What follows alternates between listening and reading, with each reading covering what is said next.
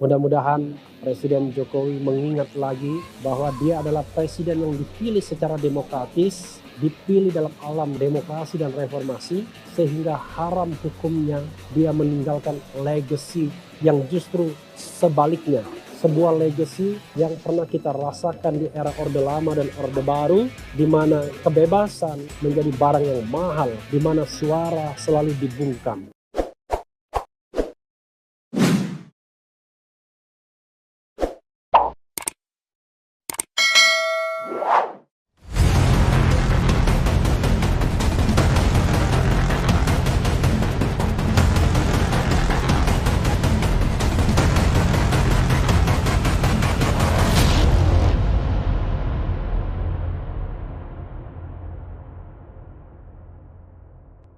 Assalamualaikum warahmatullahi wabarakatuh, Sobat RH sekalian.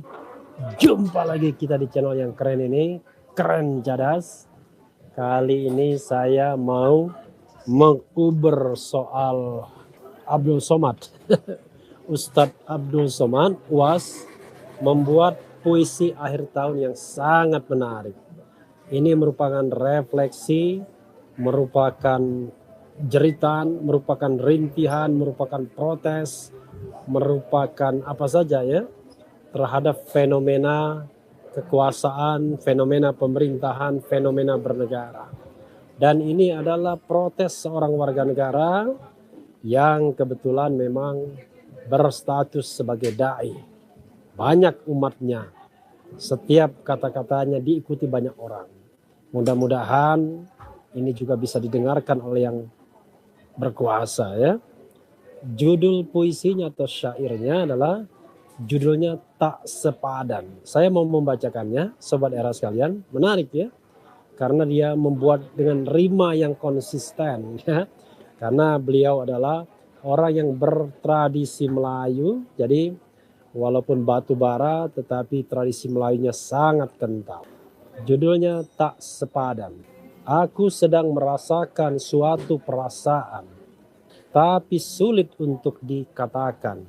Seperti saat sekolah di Medan, saat usia belasan.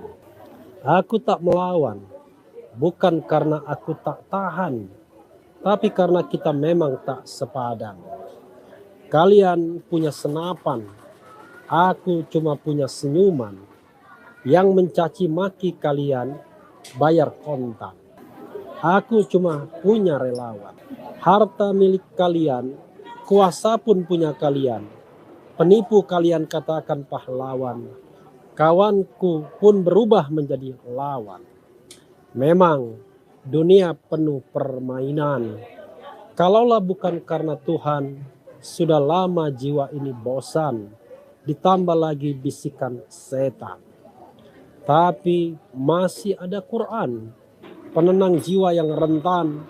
Kuanggap kalian bagian dari ujian menuju surga abadi milik Ar-Rahman. Sebuah puisi penghujung akhir tahun dari Tuan Guru Ustadz Abdul Somad yang disampaikan saat doa bersama untuk Indonesia Sehat, Partai Keadilan Sejahtera, PK Sejahtera. Ya, Sobat Era sekalian, seorang teman memberikan puisi itu kepada saya dan tentu berharap saya membacakannya di channel ini bagi Sobat RH sekalian, dan sudah saya bacakan. Dalam maknanya, Sobat RH sekalian, pertama kita harus percaya dan tidak apa-apa bahwa seorang Abdul Somad bukanlah orang yang ingin memburu jabatan, bukanlah ingin yang mencari keuntungan dari bersikap kritis terhadap kekuasaan. Bukan orang yang mau cari cuan, tetapi orang yang memang menginginkan negeri ini baik-baik saja, orangnya bisa tenang, terlindungi, sejahtera, pemerintahnya amanah, negerinya baldatun thayyibatun wa rabbun ghafur.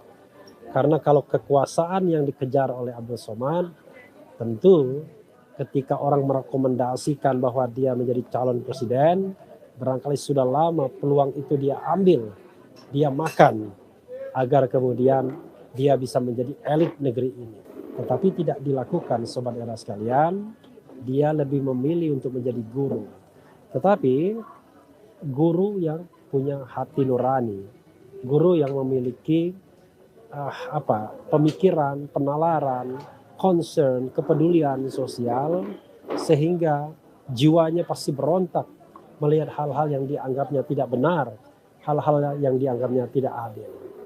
Karena Nabi kita Muhammad Sallallahu Alaihi Wasallam sudah mengajarkan, kalau melihat kemungkaran, melihat ketidakbenaran, maka kalau kita memiliki kekuasaan, gunakanlah pedang, gunakanlah kekuasaan tersebut untuk menyetop kemungkaran tersebut.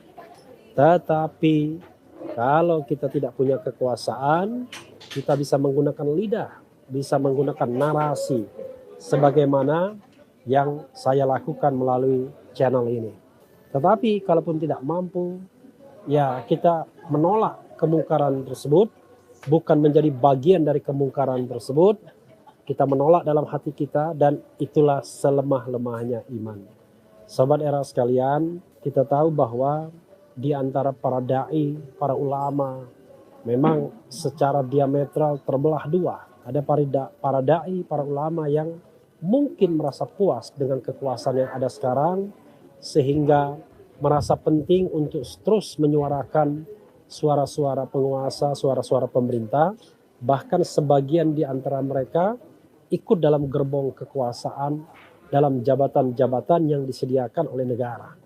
Tentu saja jabatan tersebut menyediakan segala fasilitas dan juga kenikmatan finansial. Tetapi ada juga para ulama, para dai yang memilih untuk menjadi oposisi, menjadi orang yang berada di luar lingkaran kekuasaan dan bersuara kritis dengan segala konsekuensinya. Saya pernah interview Ustadz Abdul Somad misalnya, dia mengatakan ketika dia mendukung pasangan Prabowo Sandi, yang terjadi adalah penghalangan-penghalangan, pembatalan-pembatalan kegiatan. Termasuk misalnya pembatalan kegiatan oleh badan usaha milik negara BUMN. BUMN sudah komit untuk mengundang dia, bahkan sudah disiapkan acaranya. Tetapi yang terjadi adalah ketika dia mendeklarasikan dukungan terhadap Prabowo Sandi, yang terjadi acara dibatalkan begitu saja, tidak peduli segala persiapan yang sudah dilakukan dan segala biaya yang sudah dikeluarkan. Banyak kegiatan lain yang juga dibatalkan. Nah, ini menunjukkan sobat era sekalian, negeri kita belum bisa menghargai perbedaan pendapat. Masih melihat perbedaan pendapat sebagai serangan terhadap establishment kekuasaan. Karena itulah siapapun yang berbeda pendapat, maka dia akan dibidik oleh kekuasaan. Kita berharap tidak banyak lagi, tidak ada lagi ustadz-ustadz yang sengaja dibidik, ulama-ulama yang dicari kesalahannya untuk kemudian ditahan, ditersangkakan, dipenjarakan. Sobat era sekalian, memang orang mengatakan kalau tidak melakukan kegiatan pidana, tindak pidana, why not? Ya, tapi kita lihat kejahatannya, pelanggarannya seperti apa. Apakah itu sebuah pelanggaran yang absolut? Apakah itu sekedar pelanggaran misalnya hate speech dianggap melakukan provokasi, atau misalnya melanggar protokol kesehatan? Itu semua tindak pidana atau pelanggaran atau kejahatan yang sebenarnya dalam ranah kalau kita sebut dia adalah malah in prohibita. Dia menjadi tindak pidana karena dia dilarang, bukan dia tindak pidana dari sananya yang seperti sering saya katakan. Kecuali kalau yang dilakukan adalah korupsi misalnya, yang dilakukan adalah perampokan, yang dilakukan adalah misalnya melakukan tindakan-tindakan yang sadis, melakukan tindakan-tindakan yang katakanlah dianggap terorisme, yang melakukan tindakan-tindakan misalnya mengkhianati negara dan lain sebagainya. Semua tindakan tersebut, semua tindak pidana tersebut terkategorikan sebagai tindak pidana berat, sehingga pantaslah kalau mereka kemudian harus diadili dalam kesempatan yang pertama. Tapi ini tidak. Mereka langsung diadili karena misalnya dianggap mengancam, dianggap menghasut. Padahal kalau kita lihat sentuhan fisiknya pun belum ada. Jadi sobat era sekalian, mudah-mudahan peringatan UAS ini memberi kesadaran pada kita semua pentingnya kita menjaga negara ini agar tetap melindungi segenap bangsa, segenap warga negara dan seluruh tumpah darah. Menjadi negeri yang gemari pahlawan jinawi, pemimpinnya amanah, pemimpinnya menjaga marwah demokrasi, pemimpinnya berjiwa asketik, lebih mendahulukan kesejahteraan, kesenangan rakyatnya. Bukan negara yang mengancam, negara yang sebentar-sebentar memenjarakan orang yang berbeda pendapat.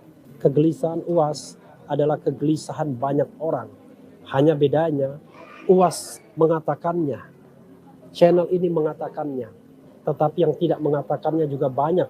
Mereka adalah silent majority, mayoritas yang diam, mayoritas yang hanya menerima perlakuan-perlakuan yang mungkin mereka anggap tidak adil. Mudah-mudahan Presiden Jokowi mengingat lagi bahwa dia adalah presiden yang dipilih secara demokratis, dipilih dalam alam demokrasi dan reformasi, sehingga haram hukumnya dia meninggalkan legacy yang justru sebaliknya. Sebuah legacy yang pernah kita rasakan di era Orde Lama dan Orde Baru, di mana kebebasan menjadi barang yang mahal, di mana suara selalu dibungkam. Sobat era sekalian, tahun 2021 ini mudah-mudahan menjadi tahun yang jauh lebih baik bagi kita semua. Tahun yang memberikan kesadaran bagi kekuasaan bahwa kekuasaan harus dilakukan, harus dilaksanakan dengan segala amanahnya. Bahwa konstitusi kita masih tetap sama, meminta setiap penguasa untuk melindungi segenap bangsa, untuk mencerdaskan bangsa, untuk mesejahterakan. Bukan untuk mengancam, untuk memiskinkan, dan untuk membodohi. Ya, sobat era sekalian, kita kembali kepada dasar kita, Pancasila dan Undang-Undang Dasar 1945. Yang penting tetap di channel ini, karena di channel ini Anda akan dirayu, ditipu, dibaperin, dicecar, diuber pula di jalan khusus. Karena channel ini adalah channel yang mengancam, memeras, dan membenci. Jangan lupa subscribe, like, comment, and share. Ciao.